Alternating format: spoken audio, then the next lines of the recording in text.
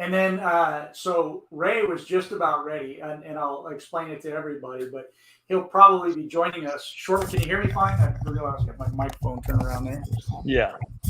Anyhow, Ray just had, there's a big storm passing through, and he just had a tree fall down and take out the power to his house. So he's got his generator just kicked on, and he's trying to figure out what he's doing with the tree. So he's going to try to join us here in a few. But anyhow, that's what's going on there. He hopefully, again, like I said, he'll be joining us here in just a few. But anyhow, so hi there, hey there, out there in Spray Wash Land tonight. And Wesley, if I say Bloome, is that correct? Yes. Okay, that's how I thought it was. And so you and I didn't get a chance to talk ahead of time. This is just kind of fresh. I wanted to have you on personally because you're a young guy. How old are you? I'm 28. 28 years old. Okay. I actually thought you were a little bit younger, so maybe you're not so, but 28 years old is still extremely impressive from what I've seen and from what I've heard, right? So how many guys do you have right now? And how many trucks do you have going? We're running about a dozen trucks. So I think in the company, I think we've got 30 to 35 total employees. Oh, awesome. So, and how long have you been at it now? I started pressure washing part-time when I was in college. So this was my freshman year, the summer before my sophomore year of college. So I was like 19. And so I was part-time for the first few years, went full-time in 2018. So 2018 depends is on really when you went full-time? Yeah, 2018 is when I went full-time. So I guess you could call that what was that, 5 years? Yeah, probably about there. And so, but prior to that, you were before you went full-time, you just had the one truck, or you had more than one truck when you went? I just had one truck, and I didn't even have any full-time employees. Like I had a couple part-time, guys, some guys that I went to college with. The first summer I had, like one of my best friends started with me. And so we worked together for the first half of the summer, and the second half of the summer was just me. And then the second summer, it was just me the whole way through. And then I think the third and fourth summer is when I had a couple guys with me, but I just had one truck. It was one of those things where it was like, it was really just the summer.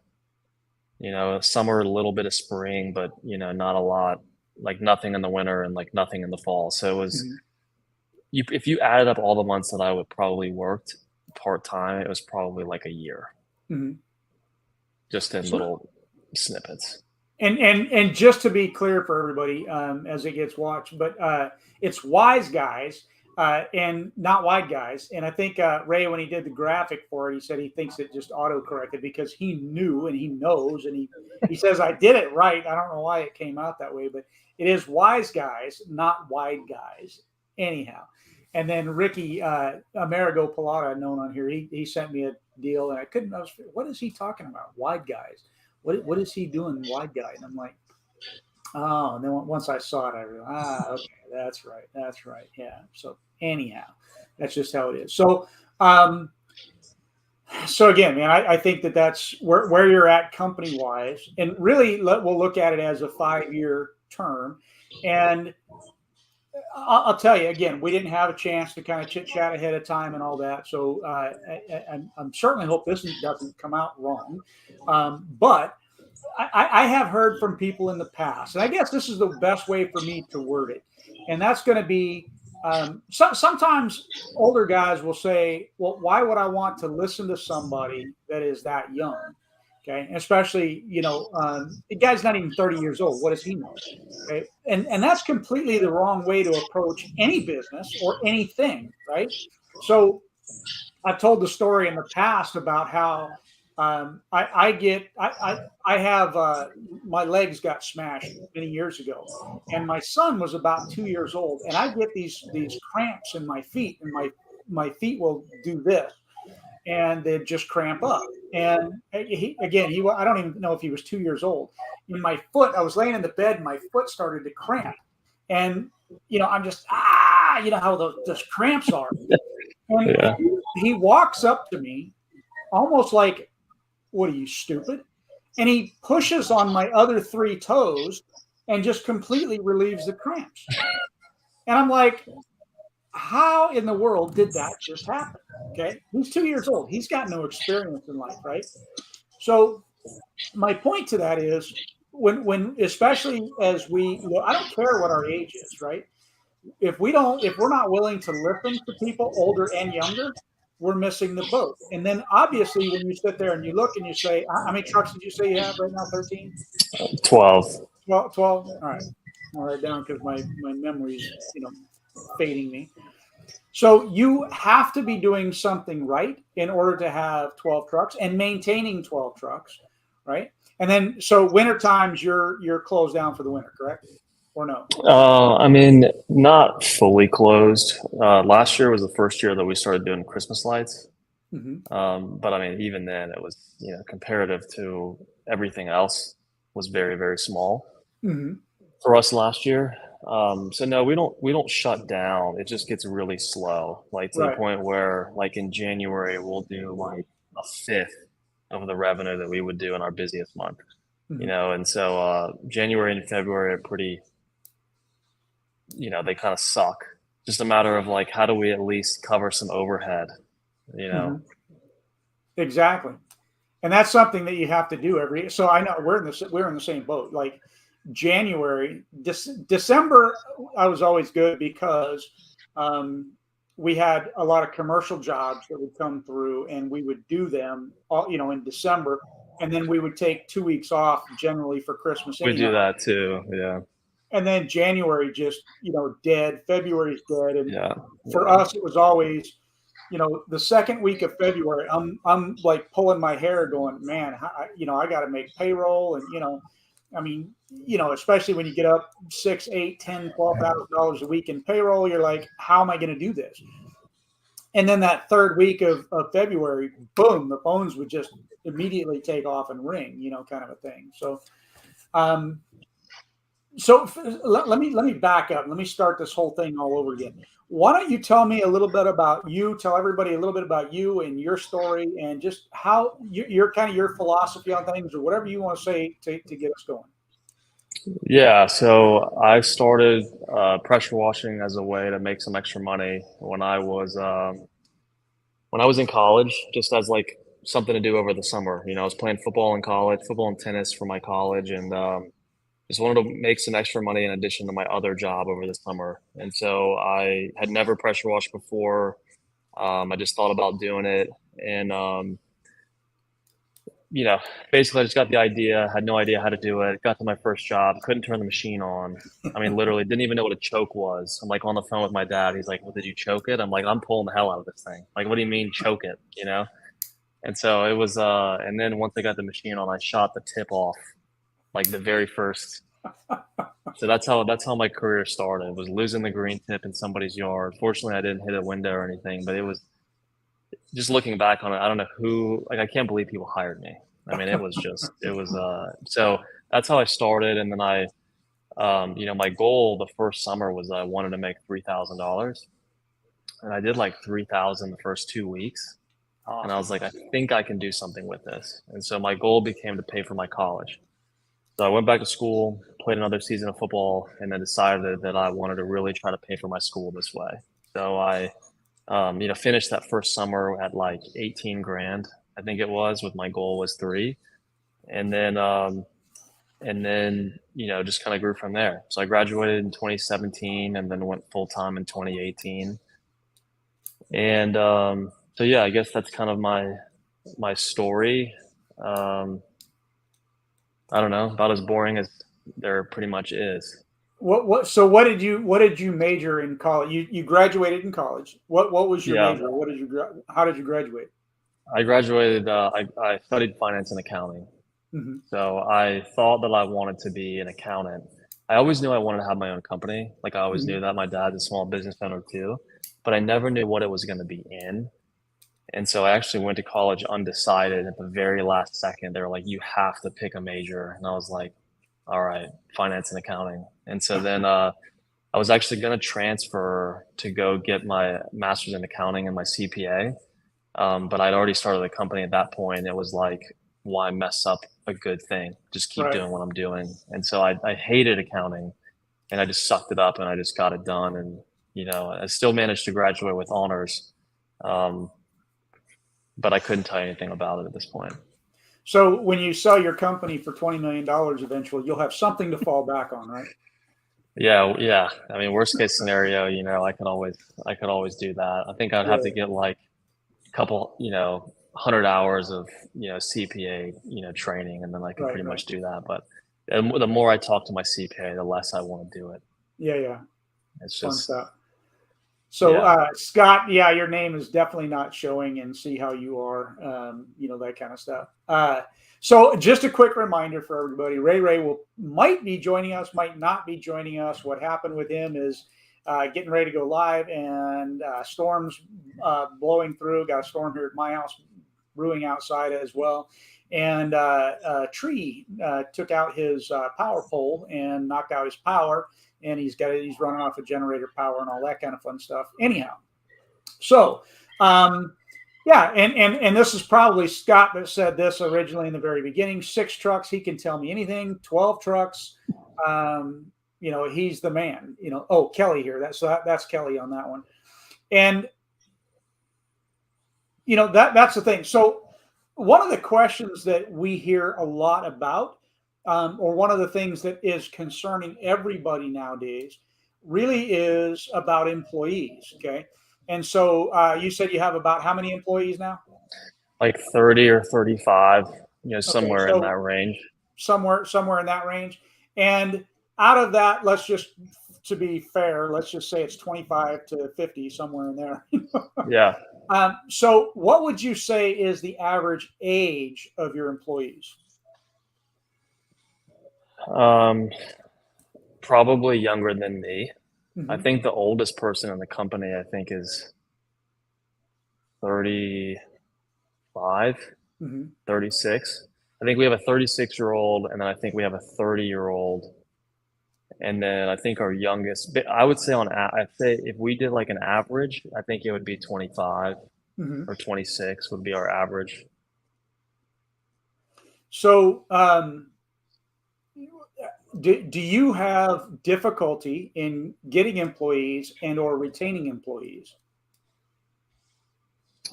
No, I think that not anymore. I think in the beginning, I think definitely so. It was definitely harder kind of starting out.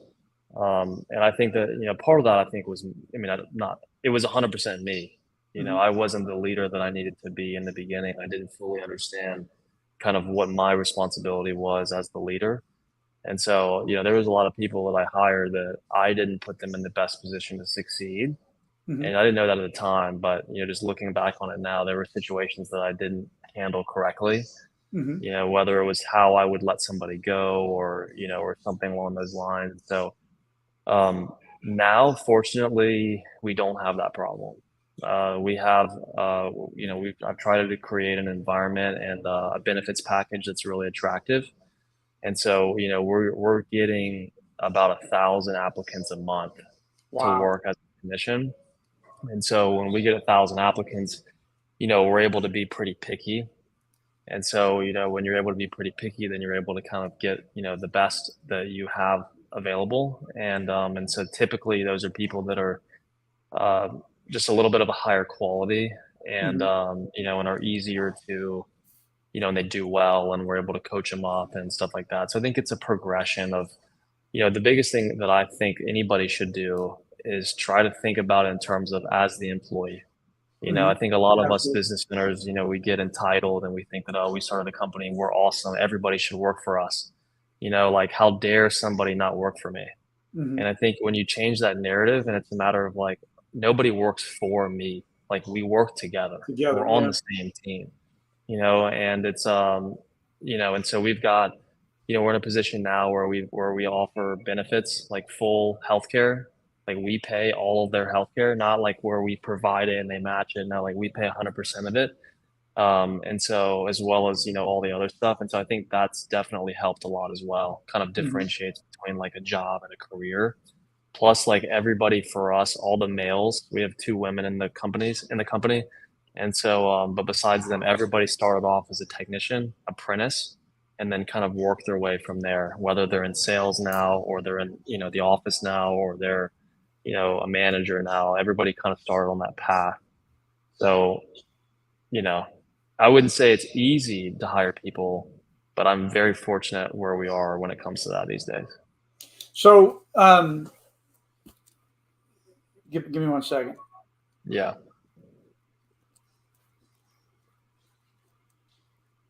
When you, all right, so let me start off with this, because something that you said really resonates with me very well, and that is you've taken accountability. That's number one. Okay, right off the bat, you said I screwed up, and I had to find out and fix the things that I screwed up. And I think that you're right. Where in today's day and age, a lot of the business owners, number one, they can't admit that, or they won't. They just flat won't. Because if you don't admit it to yourself to start with, it's never going to go anywhere further than that. So how did you very first decide to get off the truck? Because I assume you don't work on the truck. No, I mean, I probably haven't pressure washed in 3 years. Mm-hmm.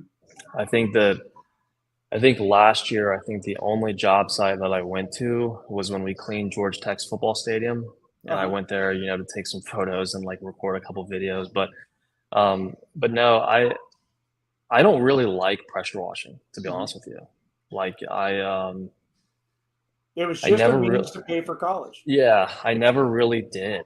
Mm-hmm. Like I obviously, I had I mean, I wouldn't say that I didn't like it. It was just more a matter of I think it didn't align with what I ultimately wanted. I knew that I always wanted to have a team. I'm a big team sport guy. The sports that I played in college were team based. And so that's really what was important to me. And so, yeah, so I knew that for me, cleaning long term wasn't what I wanted to do. I knew I wanted to have a bigger company. And so I started getting off the truck the first year that I went full time. So I Mm-hmm. was probably not fully off the truck, but I was, half on, half off that first year. And then, that second year, I was probably a quarter on the truck. And then, Mm-hmm. it just kind of dipped lower and lower. But I think what it was I think the hardest thing to getting off the truck is just relinquishing control. Mm-hmm. I mean, I think that's for That's the whole point anything. of why I was asking this. Yeah. And I think what I realized was like there's very few things that an employee can do that will truly ruin somebody's company. As long as you can hire somebody who has good intentions and you treat them well, they don't really have much of a reason to go out of their way to harm the company. Mm-hmm. Most people want to do a good job. And so I think, and they make mistakes, but it's like, I'll never forget the first year I went full time. Mm-hmm. I had an employee that took the cream coat off of a driveway, and the guy tried to sue me for 35 grand. Mm-hmm. And it was, one of those moments where you're just like, do I really even want to do this? This is like not what I signed up for. It was like, how can a $200 driveway cleaning turn into $35,000? $35,000. Yeah. Fortunately, it only ended up costing me like 10 grand, but even 10 grand at the size that we were, was crazy. So I think that, Yes, devastating. yeah, so it's kind of like, what do you really have to lose? You Mm-hmm. might burn some plants, you might damage some property, but it's like most of that stuff is going to be fixable ultimately if you provide good service. And I think a Mm-hmm. lot of us business owners forget that, like, it's not the end of the world. Like I take it very personally, and been able to kind of separate myself a little bit over the years, because now I look at it like I think we budget 1% for damages Mm-hmm. or 0.75% for damages. So for us, that's at this point, that's, I don't know, hundred and something $1,000. Mm-hmm. And, um, and so I try to separate it as like, it's not my money anymore. Like it's Right. gone. And so, when we get the call and they're like, hey, you killed some plants on my house, it's like, it It's on the sucks. And I budget. don't, but it's like, the money's already gone. It's not my money, anymore. That's something that I've preached before, where you should have secondary, and third budgets, if you would, where some guys, they take all that money and they're doing whatever with it, and they're not setting anything to the side. So whether if you're putting something to the side for market, first of all, the first thing you should be doing is setting money aside for your future. In other words, you should have Yeah. investment accounts or whatever, so that that money is already going, and it's gone. You don't see it, right?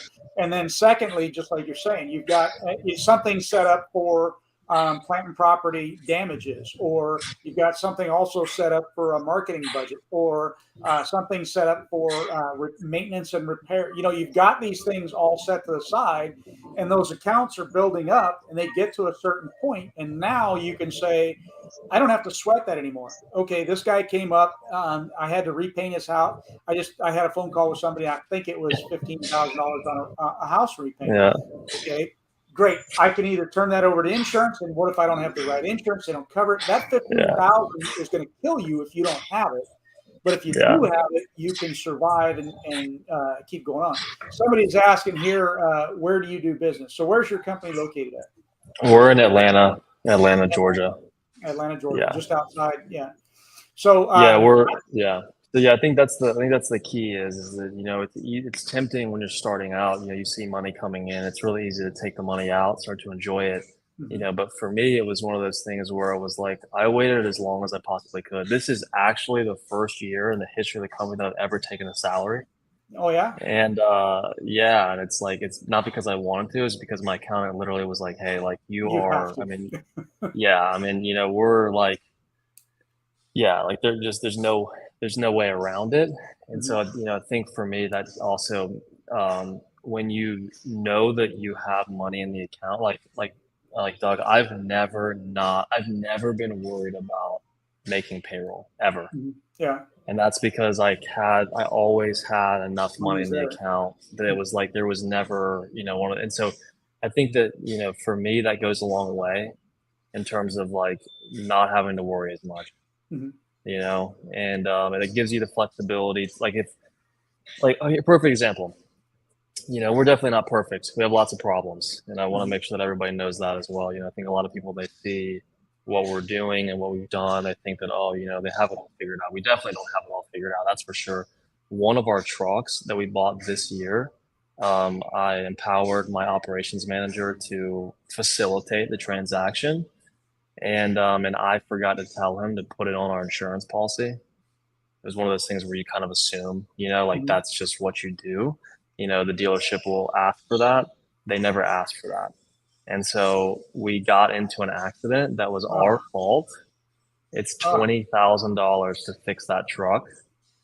Insurance is not covering it because it wasn't added to insurance. And it's like, that's a bad day. But again, that's only a really bad day when you only have $20,000 or less, but when you're in a position where, so yeah, hopefully that helps somebody. I know for me in my company, I usually maintain somewhere between 100 and 125,000 as that side account for anything and any issues that come up, knowing that I should never ever have to touch that, right?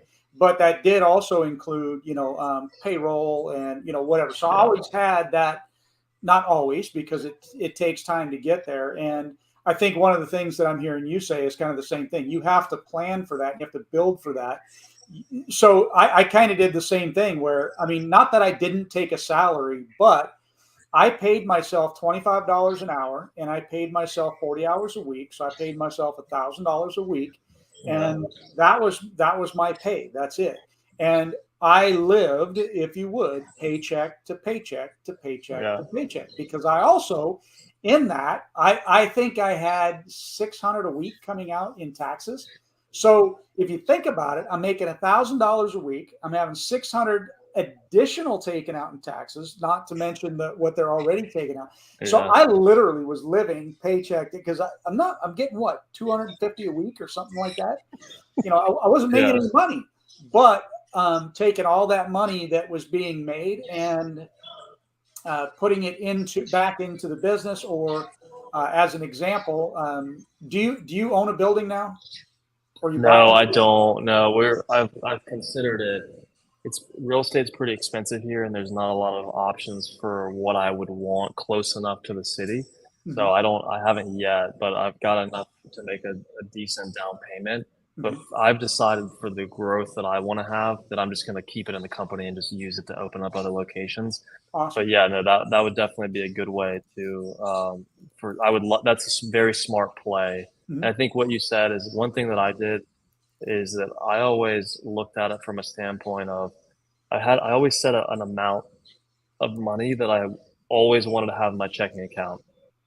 And every year that's gone up because our company's grown. Mm-hmm. I remember when it was like 25,000, then became 50,000, then became 75,000.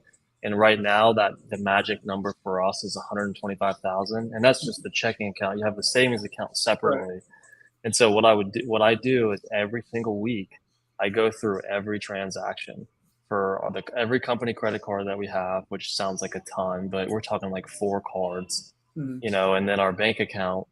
So it takes me about 10 minutes, maybe 15 minutes, but I know everything that's going on.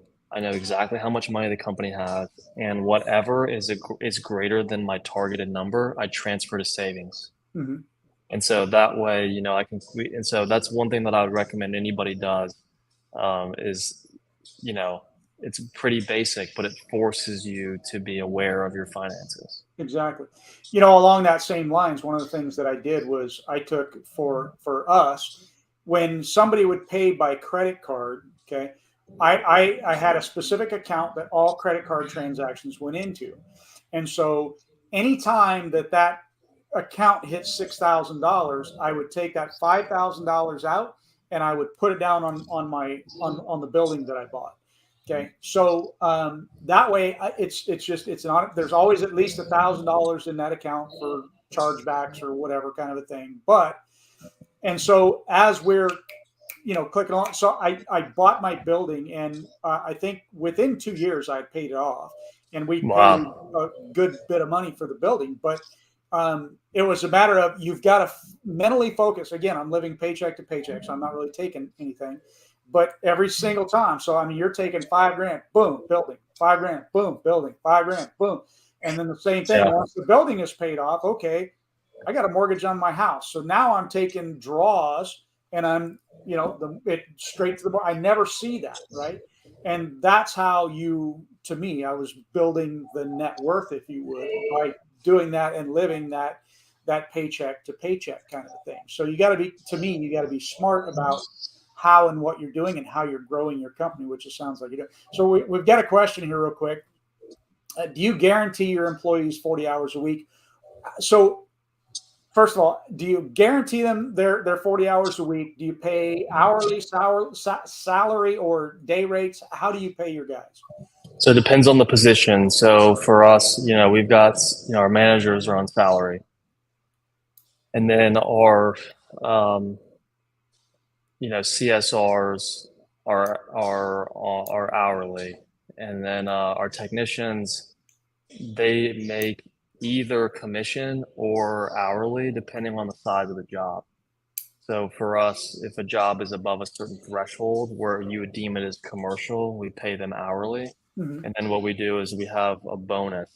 So if our total hourly pay is less than 22%, we pay the difference up to 22% to all the guys on the job.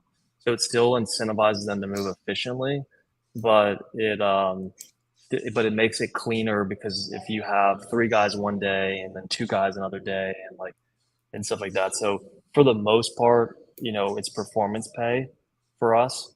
Mm-hmm. And then our guys work 4 days a week. They Mm-hmm. all work more than 40 hours. Because they probably work closer to 45 hours a week, Mm-hmm. and Do you have anything in place that guarantees that, like, no, if somebody hires on, they're not guaranteed any amount of time?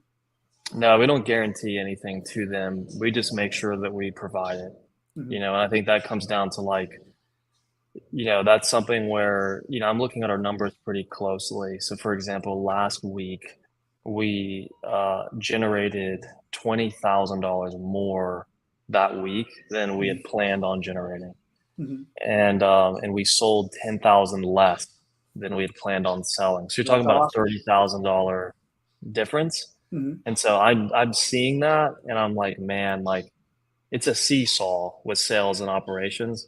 And Mm-hmm. so I see that, and I'm like, okay, we need to like we need to not be as aggressive scheduling this week to give sales a little bit of time to kind of get back to where we want them to be.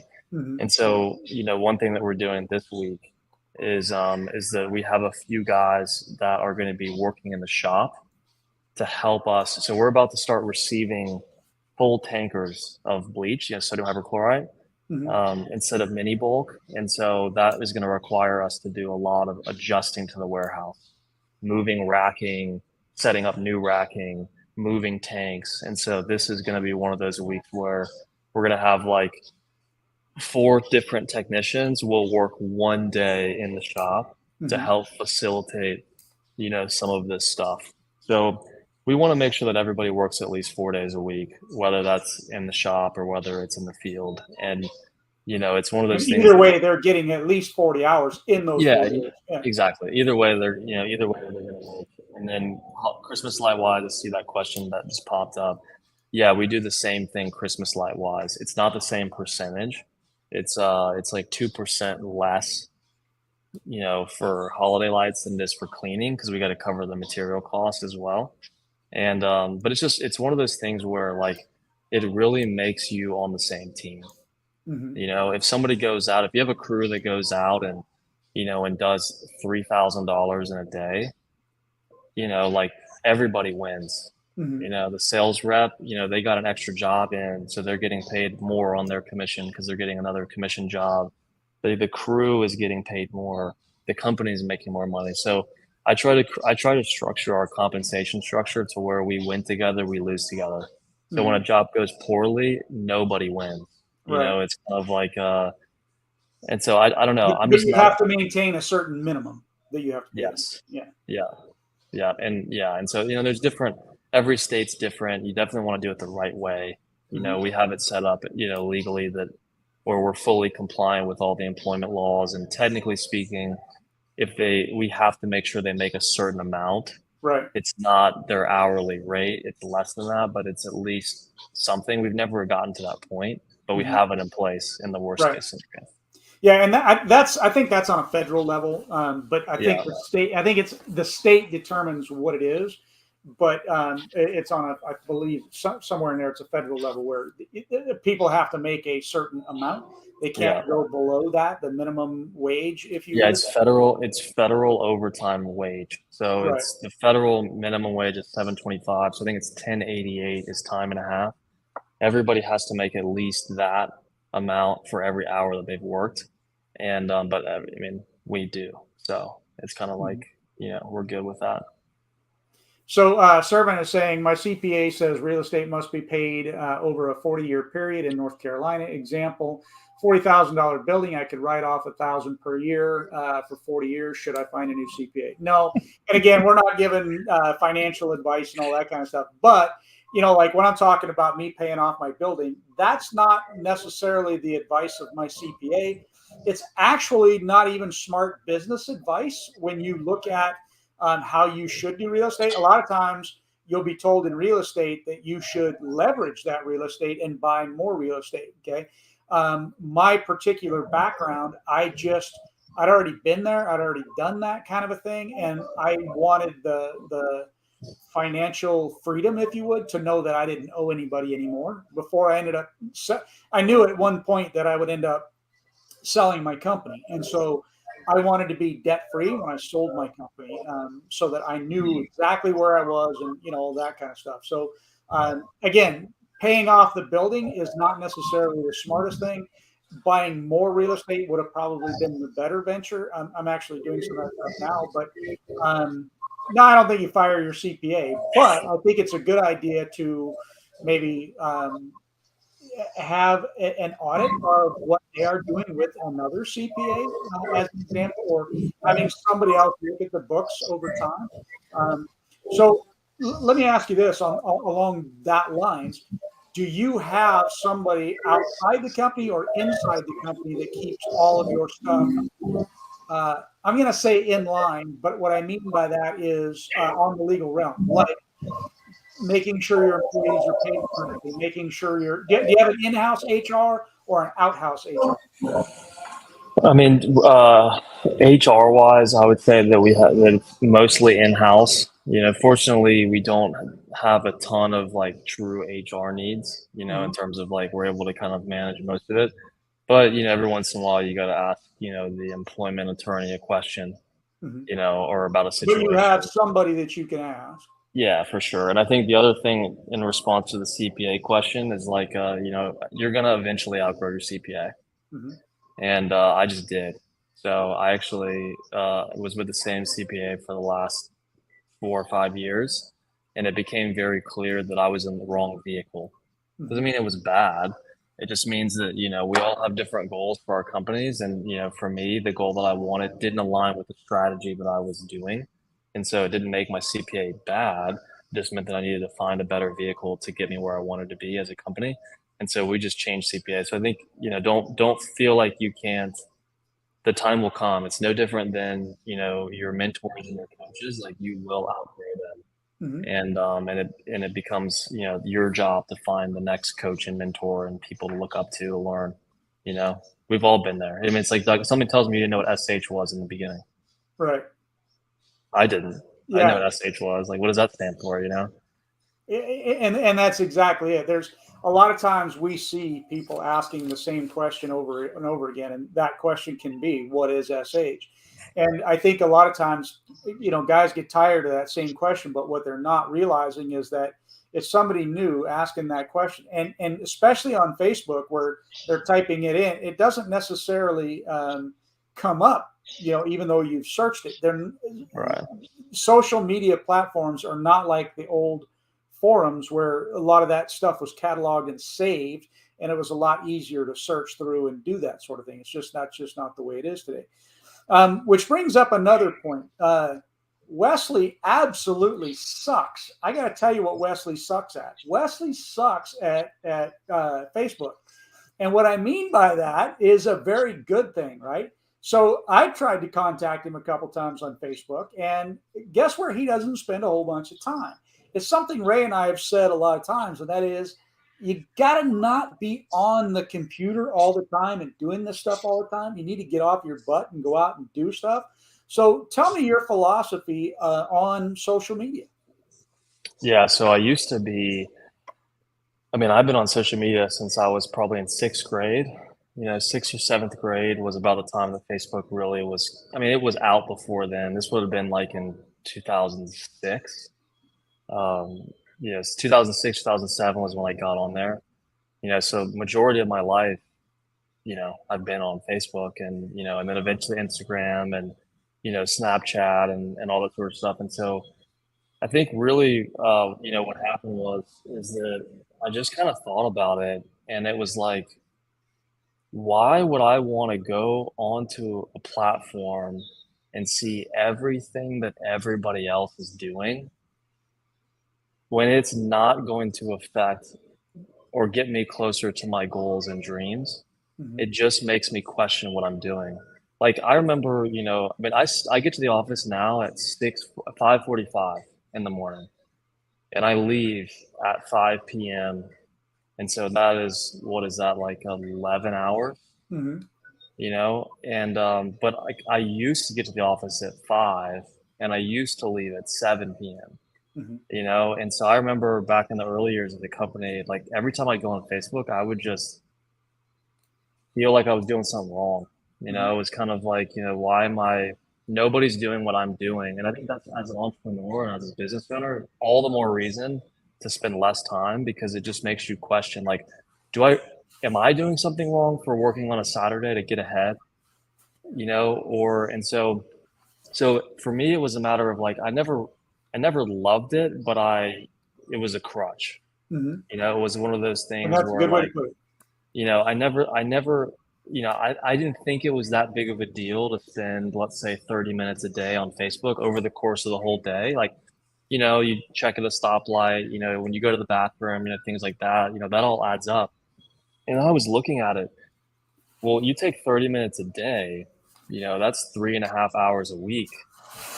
That's a lot more time than the 5 minutes that you're checking at a stoplight or whatever. And so somebody told me it wasn't until I really made the change and that right before the beginning of the year. So if you haven't watched the documentary, um, I just forgot the name of it, but it's on Netflix. Social Dilemma, that's what it's called. If you haven't seen the Social Dilemma documentary, I highly recommend that everybody watches it, and then you can kind of make the decision for yourself of like, do you really want to be a part of this? Mm-hmm. And for me, that to me was like, I've been on Facebook every day. This was before the end of the year since I was like 10. So for the last 18 years of my life, it's been a habitual thing. Let me remove myself, see what happens, see how I feel. And so I removed the app from my home screen, disabled notifications. And at first there was a temptation to like go to it, but now I don't have that temptation. And I can tell you 100% truthfully, this is the first time I logged into Facebook to see this link to be able to log into this. This is That's the awesome. first time that I've logged into Facebook in the last 2 months, period. Wow. Like, That's awesome. I don't, and so it's like on one hand, you don't know what's going on in the world, but Mm-hmm. on the other hand, like, does it really matter? And so for us, we're having the best year we've ever had. We're on pace to double in size this year. I'm Mm-hmm. not going to say that it's 100% because I'm not on Facebook, but I think what a lot of us, You're we staying all learn focused, about, and I think Facebook yeah, takes away focus. Yeah. it's attention. I think that everybody talks about. I didn't come up with this, but everybody talks about time is money. Let's be intentional with our time. And what I've come to realize over this last year is that attention is worth more than time. And so that's what I'm really trying to do. And so when it comes to social media, how can I put as little bit of attention as possible towards that? Mm-hmm. And I think there's a place for it. Oh, It's just that, absolutely. for me, I didn't feel like I was missing anything and I didn't care. And so for me, it was kind of like, well, then why use it, period. Mm-hmm. But for others, I think it's still a great tool. So, here's a funny thing is that you're not spending any time on Facebook yet. Um, you're still being tossed. I guess that's the best way to say it is you're still being tossed around. Okay. So much so. I mean, there are several people, and I'm one, right, that has watched you and seeing where you're at and saying, this guy has something going on in his life. That's a good thing. And it is something that I would like to share with others because, for us, it's about growth. And just like you said before Yeah. about coaches, and the same thing JC said, right? That eventually you're going to outgrow. And I've had guys that we've mentored and all that, and they'll call me and say, "Man, I'm sorry. It's just this is where I feel like I'm at." And I'm like, "Dude, I am happy that you have outgrown. You should outgrow us, right? You should." Just one that's popping into my head, Brenda Farley. I taught her certain things, and then she taught me something, right? That's the way it should be. We should all be able to continuously learn from each other. And you can learn from the old guys, you can learn from the new guys. And sometimes learning is something bad, right? They taught you something is something you don't ever want to do or that you shouldn't do, right? And then somebody else is saying, well, but you're on TikTok. Not that I'm aware of, unless somebody's got an account for me. I shouldn't be on any of them at all. I mean, I guess if you count YouTube, Yeah, I yeah, guess I'm on YouTube, but I think yeah. so yeah. I mean, I think that's funny. I don't know if anybody's talking about me. The first couple months of the year, I would go in and I would scroll through notifications to see if anybody said anything. Mm-hmm. But I don't know. I think for me, it's more a matter of like my number one focus is on growing the company to help my team succeed and And that's grow. what it should be. Yeah. And like that's all that really matters to me. And I've Mm-hmm. got a lot of friends in the industry, and I'm very thankful to the industry. And Mm-hmm. I've spent the last like year or two, speaking at different events, kind of giving back to the industry, and Mm-hmm. and I think but it's like ultimately, for me, my why isn't for everybody to know who I am and, Mhm. and stuff like that. For me, it's more a matter of like, I want to do me, I want to And that's it. maximize the life that I have. And, Mhm. and so for me, it just, social media just doesn't really align with it. And it's Right. like, I would love eventually, I'm not at a point right now. I definitely have no interest in coaching right now.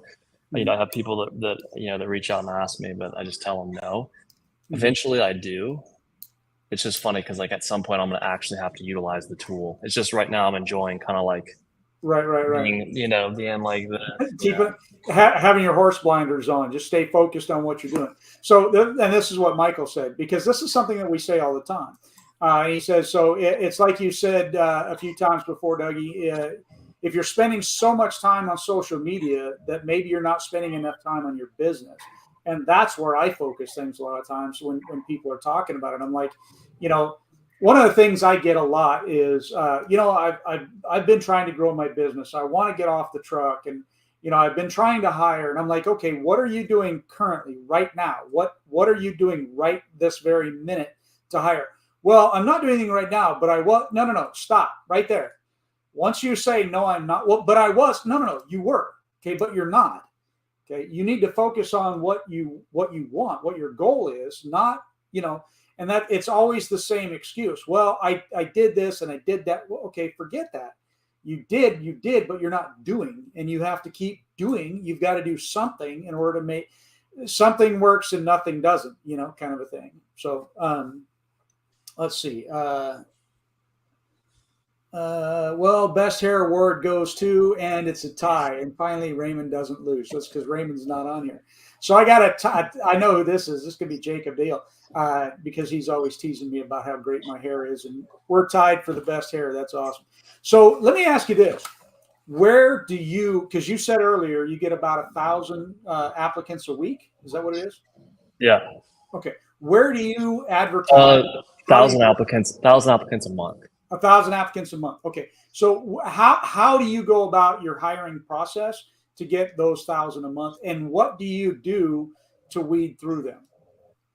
Yeah. So for us, we spend a good bit of money on Indeed. I mean, we're probably spending in the busiest months where we're really trying to hire pretty heavily, we're probably spending $2,000 a month on Indeed ads. Mm-hmm. So it starts with they apply, and then we quickly go through their application. In less than, I think the goal is to spend less than 30 seconds going through an application. You really should be able to go through it in 15 seconds. Our whole thing is like, unless there's something egregious on their application, or like they don't submit any resume, period, or they're like in California and they want to move to Atlanta. Like there's certain things for us that just aren't we're not interested in that. Like I'm not Right. interested in being your first company moving to a different state. Like that's a big commitment. I think in that case, go work for a corporation, where you can just Mm-hmm. kind of coast, versus for us, like we expect that when you're there, you're fully there. And so we get them to a group interview. So go through the application, weed some people out, get them, schedule, we have group interviews. Depending on the time of year, we have more than one a week. Right now, we have two a week. I think the most that we had at the peak of the season was 8 a week. And so we would schedule up to 15 people per slot. So 8 interviews times 15 people, however many that people is. Out of that 15, you're probably going to have anywhere from 10 to 12 show up. Mm-hmm. And then we're going through, and our interviews last about 25 minutes. It's really more of an information session. It's kind of like, here's what we are. Is this something that you're interested in? And then if it's still something that they're interested in, and they seem like they're engaged, we're just looking for, or did you show up? Mm-hmm. Were you on time? Do you look clean? And are they engaged? If they're sitting back in their chair and they're just like, it's like, no, that's not going to work for us. Yeah, And yeah. so then we get them to a trial day. So a working interview. That's the next step after the interview. And on the trial day, they go out on the truck for the whole day. We pay them for the day, and we have the crew that they're with fill out an assessment form on them. And basically at the end of the assessment form, it says, would you hire them? Yes or no. And so we don't hire anybody that both people don't say they would hire them. Mhm. And So then from there, yeah. based on that, you don't actually ever hire. You do not hire. Oh You no, allow your I guys to hire. haven't. Yeah, no, like I haven't hired anybody personally in years. Mhm. Like I don't know anybody that comes through, the company. I typically don't even, it sounds bad, but I typically don't even introduce myself until after their second week if they've graduated our training process. Because most of the time, if they're not going to work out, they're not going to work out in the first couple of First weeks. 2 weeks, yeah.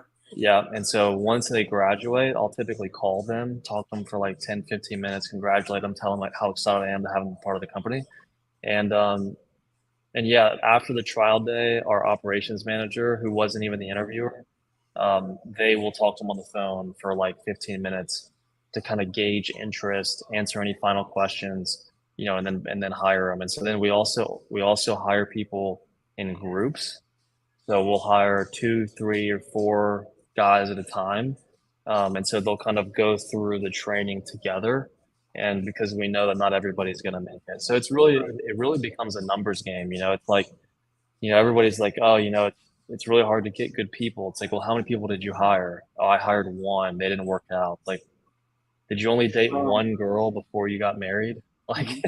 something tells me, you had to date a little bit, to kind of find the right one and to find somebody that could, put up with you, with all of us, It's so funny because that's the same advice that I give.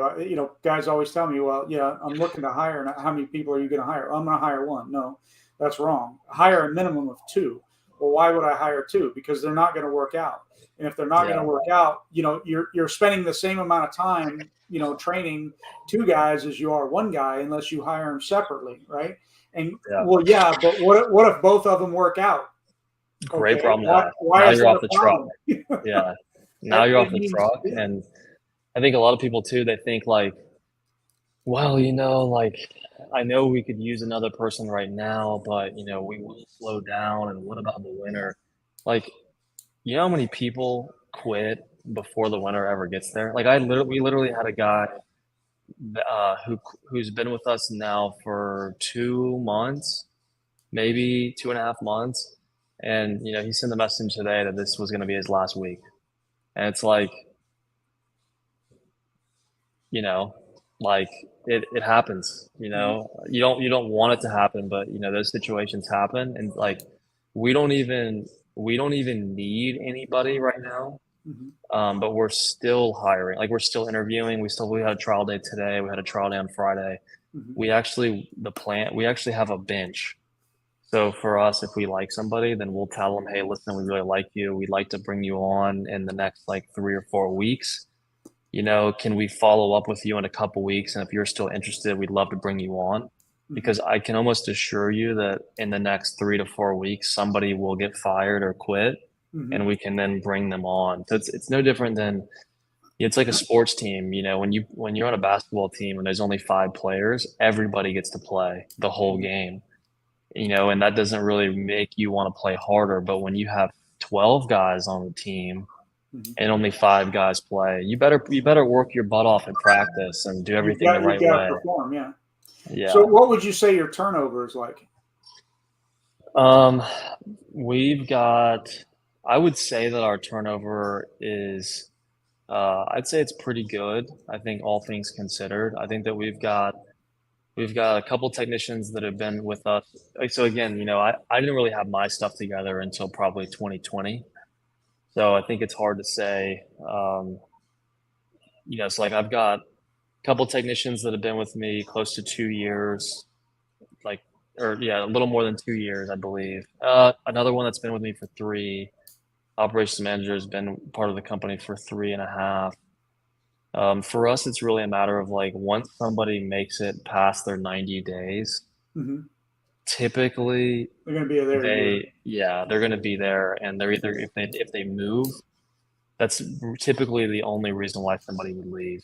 Mhm, And so that's kind of how we look at it, is that we've got last year, I think we had probably 8 guys carry through the winter, mhm, and out of those 8 guys, one guy moved to Michigan. Everybody else is still there. Still there. And Yeah. so then, this year we'll probably have, 15 rollover or 12 rollover, and then we'll just kind of keep going that way. Keep building from there. So I want to get onto a question that was asked a while back and just hadn't gotten to it yet. But what are your best forms of marketing, would you say? I'd love to say that, we've got some like really sexy marketing channel and we've got some, thing that nobody knows about, but we don't. I mean, I think the best marketing thing that we have is consistency. So for us, we're very consistent with our yard signs that we put out. We're very consistent with our 5 arounds. We're very intentional about getting reviews, and then we run Google ads. And we have a fairly small service area. We've increased the service area size over the last couple of years to now what most people's normal service area is. We now kind of have that normal service area. We were at a 5-mile radius, and then it became a 10-mile radius. And now I think we're probably at like a 15-mile radius, of where we are. So you were saying so basically pretty hyper local. Very density focused. Yeah. So it was kind of like, you see the trucks, they all look the same. You see the yard sign. Then you go to Google, you type in pressure washing. Oh, I've seen the owl before. Let me call these guys, And so I think, yeah, that's it. Very fundamental. Like we don't do Facebook ads. We don't do, there's a lot of things, Doug, that we don't do that we should do, that it's embarrassing that we don't do it. And it's not a matter of me not knowing we need to or not knowing that. It's more a matter of like, if you do, you're going to get more business and you can't keep up with the business that you have. Yeah. It's also a matter of like, for me, I think it's really important, operationally, the last thing I want is that we grow and now all of a sudden the quality is not there and that, and the service isn't there and stuff like that. So I'm definitely more of the mentality of like build it and they'll come. And so when it came to like our facility, that's what like I got our first, so 2018 was the first year that I went full time. Got my first office in 2018. Didn't even have my first employee. I bought a truck for employees that didn't exist. I spent $3,000 on uniforms. I didn't even know what size they would be, so I ordered everything from extra small to 3XL. Like it's so stupid now. Like why would I do that? And then after that, it was a 1,500 square foot space for a 1-year lease. After that lease, I decided, you know what, like I need something bigger. We did like 400,000 our first full year. And I was like, I need something bigger. I decided to get a 5,000 square foot space.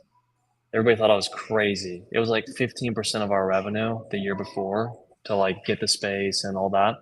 And I did it anyways because I wanted somebody to really see like this is the vision, like look at this, look at all these offices. Yeah. And so from a marketing standpoint, marketing is for me has always been kind of the ugly stepchild to everything else. Like sales, like I'm all about sales. And we've got I'm very proud of our sales team and what they do. Like our average sale this month is $1,500 residentially. And our close rate this month, I think combined, we're at like 75%. Wow. And so it's like, we're able to. That's a very high close rate. Yeah. Yeah. And that's, we've got one guy that's at 85%. Wow. Which again, like, there comes a point where it's a little too high, but it's still early in the month. So obviously that'll probably come down. And so, yes, I think it's more a matter of like, if you can focus on doing the little things right, I don't think that you need to worry about doing as much stuff. So, let's see if you're on the same line here of what I'm thinking on that lines, and that is you're focusing more on providing a great service, and most of your marketing, quote unquote, is your referral base. Right. Yeah. So our company, a lot of times we didn't actually have a marketing budget. We didn't have an advertising budget. We really didn't spend much money, though you're spending money on Google ads and all this kind of thing. And we did, but not heavily because we built a very solid foundation. And the same thing, I didn't want to just start throwing jobs out there and end up making my foundation crumble. So staying with that solid foundation, that solid base, if you would. And for me, what I'm getting from you really is that you stayed so hyper local. Because starting 5 miles out, that's not a very wide area at all. No. And so you're targeting any advertising that you're doing within that very small radius. And especially as your trucks grow, the more people see it. I mean, I'm sure you've had it. How many times have you had this question? Are you a franchise? Oh yeah, a lot. Get Yeah. that a lot because they see so much of it and it's so professional that that becomes that inevitable question. Yeah, I think what a lot of people miss is that you have to have processes in place to inspect that stuff. So for example, like we have yard signs dialed down to where like if the technicians are required to take photos of them. They, it's like we're checking to make sure. So I think that's the other thing that people miss is, oh well, I told my crew to put out yard signs and like they don't seem to work. It's like, well, how many yard signs did your crew put out? Because I can tell you exactly how many we put out, and and kind of You went from track there. that stuff. Oh yeah, I mean we know, yeah, we know exactly how many yard signs we put out. Like I have a container of 13,000 yard signs almost here Love it. from China. Like that's to kind of put it in perspective of, but I mean we're gonna do like I think we've already done 1,200 jobs this year. Mhm. So it's kind of like it sounds like a lot, but when you look at we're only halfway through the year, like 2,500 jobs, like 12,000 yard signs, like that's not that much. Right. It's a very small amount. Let me go ahead and read a couple of comments that have come through here. So Michael J is saying, listening to you speak kind of blows my mind. You are so savvy right out of the gate. I wish I had your instincts when I started. You're pretty amazing. And I agree with that. And I think a lot of people think you're amazing. Well, I appreciate that, Michael. I think it's one of those things where it's kind of like, one of the things my dad always said is that today is the first day of the rest of your life. Mm-hmm. So we can all start, I still got a long way to go. We're on this journey together. And on that, people will say, well, when should I get started? Now. And Yeah, I there's mean, no it's better like, time to start than right now. You know, I you mean, can look, change the way I'd you do love what to, you do. I wish that I could go back to when I started out and know what I know now, but we can't change that. So You can't. just Right. focus on what we control. So JC Jared is saying, great talk tonight. So much of what you said tonight can change so many companies' trajectory if they take the time to implement what you have done. And that is so key. Like the huge convention, I love to talk about the huge convention. I love to go to the huge convention. But my biggest problem with the huge convention has got nothing to do with the convention. It's that people sit there and they write all these notes and then they do Yeah. nothing. They get paralyzed by all of the information that they get. And I think it was Sid that said, just take, or not, maybe it wasn't Sid, take three things, pick three things, narrow it down to three things, implement three things, and that's it. Forget about the rest of it, even though it might be good stuff, because otherwise you get that analysis by or paralysis by too much going on, that kind of thing. Yeah, I think the other thing that people forget is that when you go to conventions, a lot of people don't have a plan. They just go. There was back in the early years, there was never a convention that I didn't have a plan going in. I knew who I wanted to meet, Mm-hmm. and I found a way to meet them. And Right. so I know Ray's not on the call, but Ray was one of my role models early on. I don't think he knows that. I was I think he intimidated does. by him in the beginning, Mhm. and so it was kind of like it took me a little bit to like have the courage to really talk to him and form a relationship with him as well as other guys in the industry as well. But it's like it blows me away. It's like don't be afraid to go talk to these people, right? Like for example, anybody that's watching this video, I'll be at the huge. Come talk to me. I'm not gonna hurt you. I'm not gonna bite. Like it's like, and I think people forget that ultimately there's people, not just me. There's lots of people that may have done what you want to do, and don't just be sitting in there taking notes. Go meet those people. That is something that we say all the time, and that is that you are in control of your own destiny to begin with. And if you're going to spend the time, money, and effort to go to the huge convention, and then you're going to sit in the corner while everybody else is talking away. And well, I can't go talk to that person because he's Wesley Bloome. Oh my goodness, you can't do that, right? Wesley is a guy. He's a person. That's all he is. He's just another guy, right? So you go and you talk to him, and you go to the socials. Whether you drink or you don't drink, it doesn't matter. You go to the socials and you meet and you talk with, and you can ask questions that you're going to get. You'd be surprised that what people are willing to spill out, especially when they know that you're real and you're genuine, right? Yeah. Yeah, it was one of those things where it was like I remember I went to the huge convention in New Orleans, and can you still hear me okay? What's that? Can you still hear me okay? Yeah, I can hear you fine. Okay. I went to the huge convention in New Orleans, and there was somebody in the industry that I really looked up to a lot. His name's Ryan Wilkins. He's in Florida, and so I went to his class, and I was too afraid to talk to him afterwards, and I thought he left. And so I was like kicking myself, like, man, like I should have introduced myself to this guy. I'll never forget. I was coming down the escalator, and he was coming up the other side. And I was like, I got off the escalator, went up the stairs, and I was like, hey, Ryan. So scared. Hey, Ryan. Like, yes. I'm like, I just took your class. Like, I just want to introduce myself. I really enjoyed it. And like, now we're friends. Mm-hmm. Like, a year later, I slept on his couch, to learn from him. And then, yeah. So don't be afraid to do that. Exactly. All right.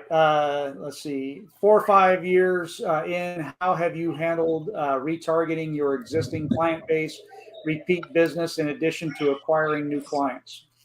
I have I haven't done as good of a job as I should do. Every year we reach out to our current customers. I'm just going to move into a different place. Gotcha. But we every year we give me a second to walk out here.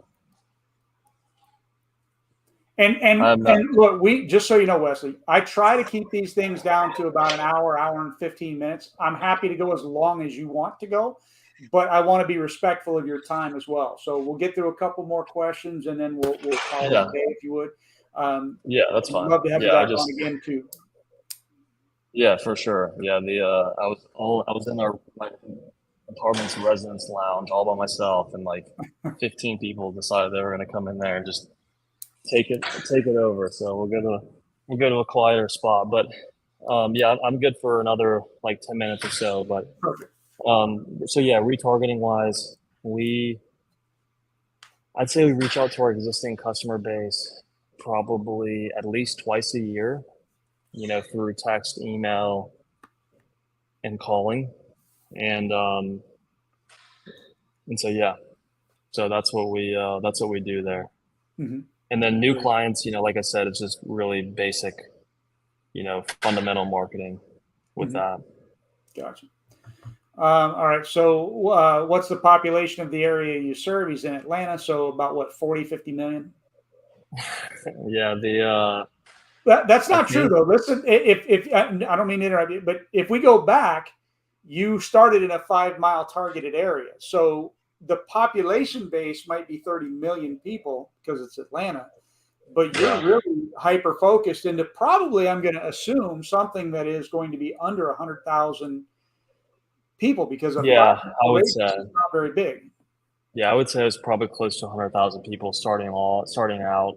And now I would say we don't service the whole Atlanta metro area. The whole Atlanta metro area, I think, is 6.5 million, I think. Mm-hmm.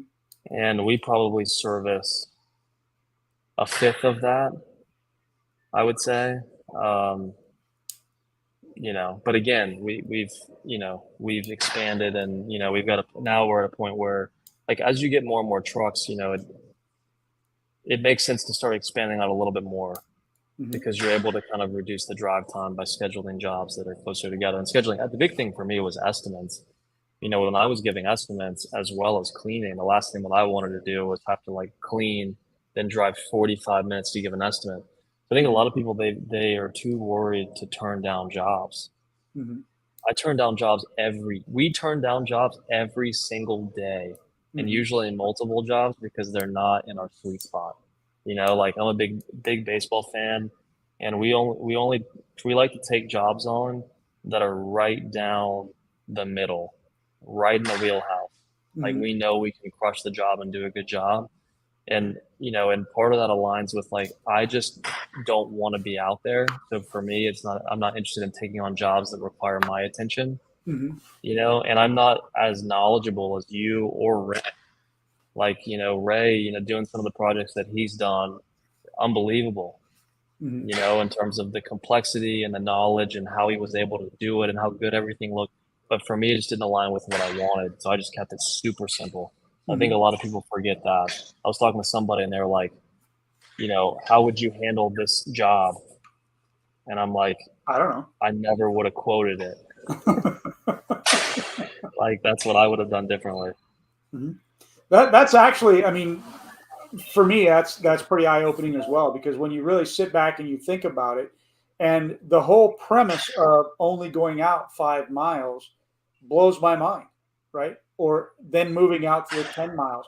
I mean, I myself starting out, I mean, I service, or I would have serviced, because same thing where I had grand visions of growing and becoming bigger. So I was servicing further out than I necessarily wanted to, but mainly because I wanted to make sure my company could grow into those areas.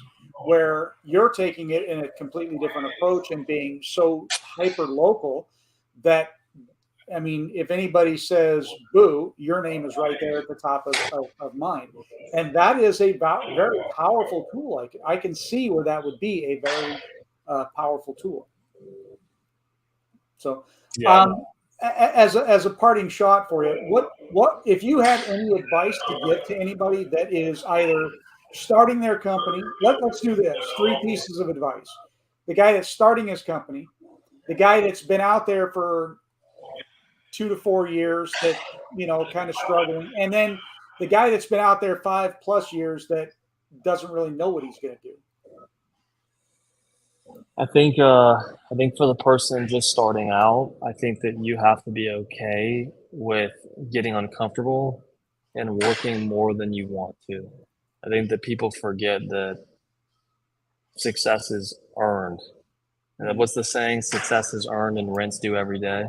That's it. And so, it's kind of like I don't think anybody really wants to work more than they have to. Like I don't think anybody's like, man, I can't wait to work 15 hours today. Like nobody's like that. It's and so I think that, a lot of people, they think, they're like, oh, I want to start a company. I don't want to have to work that much. And so they think that because they started a company, they don't have to work on the weekend or they don't have to work on a Saturday. It's like, well, I don't want to take away from my family. And, everybody has a different thing there. And I'm not saying that you need to not spend time with your family ever, but I think there's different seasons of life and with your company. And I think that, when you're first starting out, that's the time where you're going to have to make some sacrifices that you don't want to make long term. Like, for example, I might be working, I might be working 60, 70, probably more like 70 hours a week right now.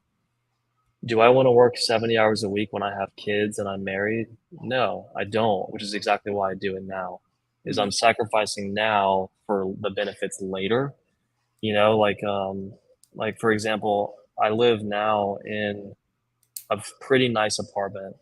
Like for example, the rent is $3,000 a month for a 1 bedroom apartment. Wow. And it's a luxury apartment. But I also lived in the basement for the 4 years before this and rented out all the rooms. And like there was a point in time where I literally shared a bed with one of my employees. Wow. Like it was like like I mean he was my best friend at the time, but still, it was like me in the same bed as him. Another guy was like in the living room. It's like so I was willing to make those sacrifices to then kind of be able. So I think that's the first thing is that don't be too big time early on. Nobody cares that you started a company. It's whether or not you can be successful with it. Mhm. The question for the advice that I would give to somebody who is, you said the first person was new, the second person was what? A couple years in. Let's say 2 to 4 years into it. I think that what the advice that I would give them is they're probably not very consistent. Period.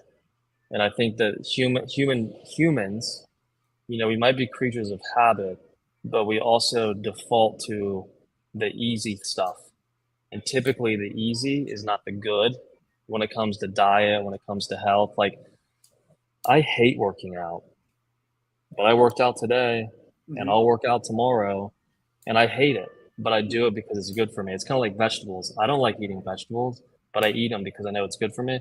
And so I think the person that's 2 or 3 years in, I think that they need to start to be more, be more consistent with what they do. Like you can't just go out and work hard one day and take the next day off. You can't, start a marketing thing and then you don't finish it, or you start creating a process and you don't finish it. Like I think it's all about consistency. Nobody wants to walk into work and not know what boss they're going to have. People are like this, their highs and lows. Let's even that thing out. There's always going to be the highs and lows. Let's not make them cliffs. And then the person that's been in the business for 4 or 5 years, who, and what did you say? Maybe isn't where they want to be. 5+ years, and they really don't know where they're going or how to get. I mean, because we get a lot of that where the guys have been out there for that 5 years, and they're still one truck, maybe 1.5, maybe 2 trucks, and they always say the same thing: I want to grow, but they never do. So, because I kind of feel like that goes right back on the same thing you just said. Yeah, and I think part of it is more a matter of like, everybody, how bad do you really want it, and what are you willing to sacrifice to get there? Out your own way. It's comfortable when you're on the truck because everything is going to go well. But obviously, you can't be on the truck and yet want to have $1 million company or a multiple truck operation. I think for those people, I think you have to really take a look at yourself. Like, what do you really want? If you like, there's nothing wrong with. There's a competitor of ours who lives in like an apartment over from mine, really nice apartment, 1 truck. It's beat to hell. It's got magnets on the sides. So he's not a competitor. And the guy thinks it's funny to go on like Google, business and write 1-star reviews of factually inaccurate information. But at the same time, he's living in the same kind of place that I am. Mm-hmm. Right now, he's out there cleaning every single day by himself, and he'll probably clean by himself forever. But it's kind of like, but it's like, what do you really want? And so, it's okay. It's fine. There's nothing wrong with that. It's just like for me, I didn't sacrifice my 19, 21, 2, 3, 4, all those years, for nothing. For me, it was, I wanted to really, make sure that I was, going to be, I know the life that I want to live. And so I was willing to make the sacrifice, to get closer to that. I'm not there yet. Mm-hmm. And so, go ahead. Yeah. So I think, the big thing with that is know what you want. And also, if you want to grow and you want to have a great team, why should somebody? Are you truly the leader that's going to require? Mm-hmm. Like, is somebody actually going to look up to you and how you live your life? Like, I know for you, Doug, like, just seeing your operation, back when you still had it, like you had a great team, and a lot of your employees really respected you because you treated them with respect, but you were also impressive of a person.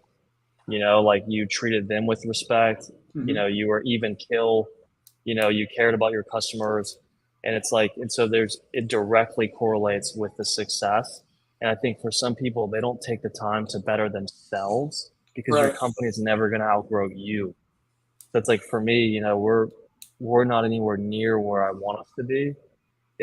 I have to level up because the company is always going to be behind my ability to grow.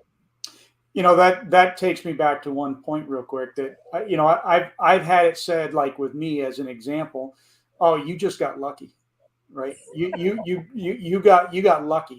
Wesley, growing out and having, 30, 35 employees, he just got lucky, right? Oh, yeah. So, I agree. I got lucky. I agree. Wes got lucky, but we created that luck. We got off our butt. We made strategic decisions. We did certain things. We created processes and plans that created that quote unquote luck. We didn't get lucky. We earned what we got. Yeah. We earned our stripes, and we made what we wanted to make and built what we wanted to build. And that's where the guy that just sits there and says, "Oh, you just got lucky," that's because he's not putting himself in those hard places to become lucky.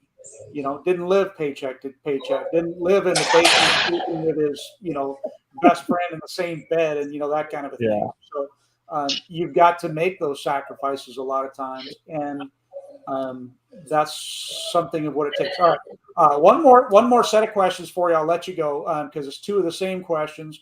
Rusty basically says, "Are you mostly residential, and have you expanded to commercial?" And Nathan asked basically the same question: "Do you only target residential or commercial as well?" We do both. We're about 80% residential revenue wise, 20% commercial. It fluctuates anywhere from 70% residential to 80%, residential. So it just kind of fluctuates. The commercial, like what I deem as commercial, is more of like homeowners associations. Mm-hmm. Like we have kind of a niche there with homeowner association, condo associations. And then, we also do work for schools and colleges, so we do a lot of work for Georgia Tech. We cleaned their football stadium for them last year, their baseball stadium, some of those, things. And then some of the like private high schools, we do work for them, but nothing like industrial. And we don't really like try to push commercial, a whole lot, so it's really more, yeah, it's exactly. Wesley, I really appreciate you coming on. I'm going to give you the final whatever you want to say kind of thing, and then again I'll ask you to hang out while I cast off. But truly appreciate you. It's been really great. Final parting thoughts. I mean, I think that anybody that's watching this or watching the replay later. I mean, I appreciate you tuning in, and hopefully you were able to learn some stuff. And I think the big thing is that is that, like we've talked about, a lot of it's up to you, and it's like I said, I'll be at the huge convention. Come talk to me there. Love to talk to you. Love to meet you. All that sort of stuff. I want to see everybody win. I think that there's enough to go around for everybody to succeed. And so it's kind of like, what are you going to do tomorrow to get yourself closer to your goal? Awesome. And on that note, again, really appreciate it. And this also goes off to say, a lot of times today we hear that the market is saturated, and yet Wesley himself is focusing on 15-mile radius at this given point in time. And your competition is all here. I know that there's a lot of new guys out there and all that kind of thing, but your competition is truly you and yourself. That's how I'll end this. But again, really appreciate you coming on the broadcast here tonight, Wesley. Hang out with me for just a second. Peace out, y'all. We'll talk to you again next Tuesday or next Monday. We're going to talk about drones and flying drones, having drones in your company, and kind of all kinds of things down that line. And appreciate you all again. Peace out.